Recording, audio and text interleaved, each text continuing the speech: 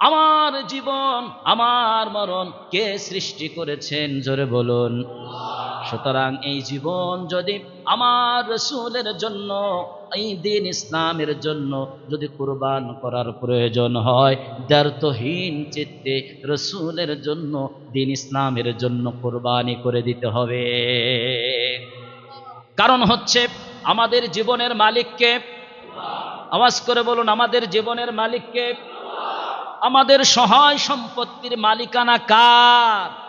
আল্লাহ পাক রব্বুল আলামিন সূরা আত-তাওবা 11 নম্বর পারার 3 নম্বর পৃষ্ঠায় আল্লাহ পাক রব্বুল আলামিন জানাচ্ছেন 111 নম্বর আয়াত।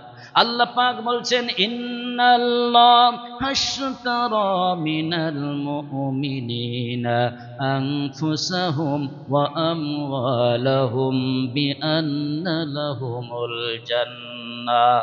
বলেন আল্লাহু আকবার। আল্লাহ পাক বলছেন, নিশ্চয় আমি আল্লাহ ইশতারা মিনাল মুমিনিনা, যারা ঈমানদার তাদের কাছ থেকে ক্রয় করে নিয়েছি, কিনে নিয়েছি, আনফুসাহুম তাদের জান আমি কিনে নিয়েছি, ওয়া আমওয়ালাহুম তাদের মালও আমি কিনে নিয়েছি, বিনিময়ে আমি আল্লাহ আমার ঈমানদার বান্দাকে জান্নাত দিয়ে দিলাম। আমরা সবাই জান্নাত চাই কিনা?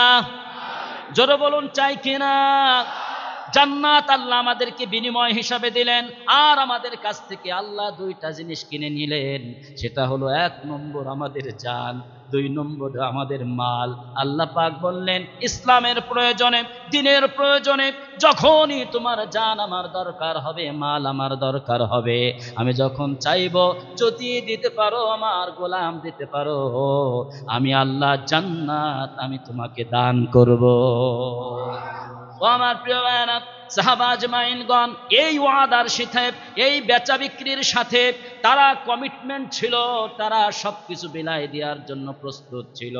এই জন্য আল্লাহ বললেন, আমার বান্দারা দিনের প্রয়োজনে ঘর ছেড়ে দাও, ঘর ছেড়ে দিলেন। দিনের প্রয়োজনে বংশ ছেড়ে দাও, বংশ ছেড়ে দিলেন। দিনের প্রয়োজনে রাষ্ট্র ছেড়ে দাও, রাষ্ট্র ছেড়ে দিলেন। শুধুমাত্র গায়ের মধ্যে যে পোশাক ছিল, এই পোশাক নিয়ে দিনের প্রয়োজনে সব ছেড়ে দিয়ে রসুলের সাথে হিজরত করে মদিনায় চলে গেলেন।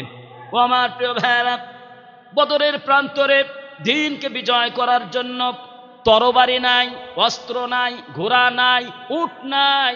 আল্লাহ পাক বললেন, তোমাদের যেই জান আছে এই জান নিয়ে বদরের ময়দানে চলে যাও। সাহাবীরা বলতে পারতেন, আমাদের তো তরবারি নাই, আমাদের তো যাওয়ার মতো ঘোড়া নাই, কিভাবে আমরা লড়াই করব? এই রকমের আর্গুমেন্ট তারা পেশ করতে পারতেন, কিন্তু বললেন না। রাসূল বললেন, আল্লাহ পাক অর্ডার দিয়েছেন বদরের প্রান্তরে কাফেরদের সাথে লড়াই করতে হবে। যদিও তাদের অস্ত্র আছে, ঘোড়া আছে, সব আছে, তাদের বিরুদ্ধে খালি হাতে লড়াই করতে হবে। আল্লাহু আকবার। সাহাবা আজমাইন দ্বিমত করলেন না, যেহেতু আল্লাহ পাক আমার জানকে কিনে নিয়েছেন, কিসের বিনিময়ে?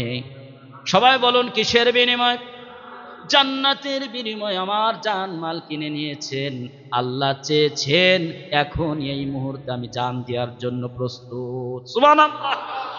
আমার প্রিয় ভাইয়েরা, বদরের প্রান্তরে চলে গেলেন, লড়াইয়ের ময়দানে শামিল হয়ে গেলেন। আল্লাহ পাক বললেন, আল্লাহর জন্য যারা শহীদ হওয়ার জন্য প্রস্তুত হয়ে যায়, তাদেরকে হারানোর মতো ক্ষমতা পৃথিবীর কারো নাই। সুবহানাল্লাহ জোরে বলেন।